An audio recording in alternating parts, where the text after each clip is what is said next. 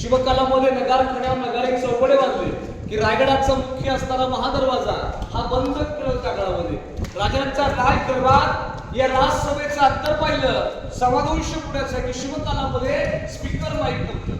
शांतता असेल तर इथला आवाज आहे राजांना सिंहासनापर्यंत जातो. राजांचं बोलणं हे लाखच्या व्यक्तीपर्यंत आवाज सभेची कामं केली आहेत. याला इतिहासामध्ये स्थापत्यशास्त्र इको याला वास्तुशास्त्र असं म्हणतात. शिवाजी महाराजांच्या शिवराज्याभिषेकाच्या गोष्ट पाहिलं असेल तर रायगडाच्या या राजसभेत जायची त्या काळामध्ये राजांचं सुवर्ण सिंहासन रायगडात होतं. 32 मन म्हणजे 1280 किलो. एक मन म्हटलं की 40 किलो. की शिवराज्याभिषेक पोस्टमध्ये इंग्रज वकील हेनरी शिवरायांना टोपी काढून मनाचा मुद्रा करतात तो फोटो रायगडाच्या सभेतला जाईल. कारण त्या काळी इंग्रज पायी आले नगार खड्यास हत्ती पाहून प्रश्न पडला की आम्ही 2 पायाची माणसं गडास येता येता थकलो. राजाने हत्ती कशाला टाकात. राजाने गड बांधताना या रायगडात छोटे हत्तीची पिल्लं पालखीत आणून त्यांचं पालन पोषण केलंय. ही महाराजांची दूरदृष्टी आहे. आपण एक छत्र पाहतो याला इतिहासामध्ये मेघडंबरी म्हणतात. मेघडंबरी 1985 मध्ये बसवली आहे.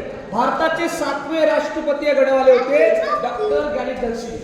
आणि मेघडंबर छत्रपती राजांची प्रतिमा बसवले ही 6 जून 2009 ला बसवलेली आहे. युवराज छत्रपती संभाजीराजे भोसले कोल्हापूर डेली पूजा असतात. सांगलीचं मंदिर आहे शिवप्रतिष्ठा मार्गी दररोज 2 माणसं गडास पूजा करायला येतात पूर्णपणे.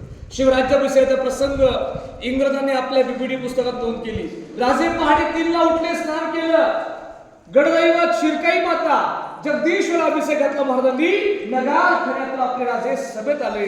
राजाने लोकांनी मानाचा मुद्रा केला.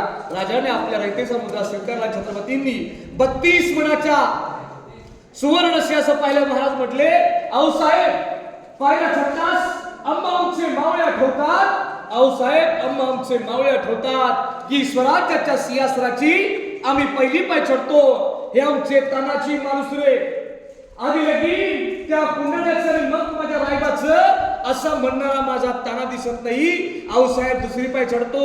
हे आमचे बाजी प्रभू देशपांडे मुरारबाजी बाजी पसलकर शिवाकाशी अशा असंख्य वीरांच्या आठवणी घेत शिवराय सिंहासनाधीश्वर झाले. आणि सह्याद्रीच्या किल्ल्यातून तोफेची सलामी झाल्यानंतर रायगडाच्या नगारखान्यावर नगारे चौघडे वाजतात आणि या राजसभेमध्ये घोषणा होतात. मागू आपल्याला जय बोलायचं आहे.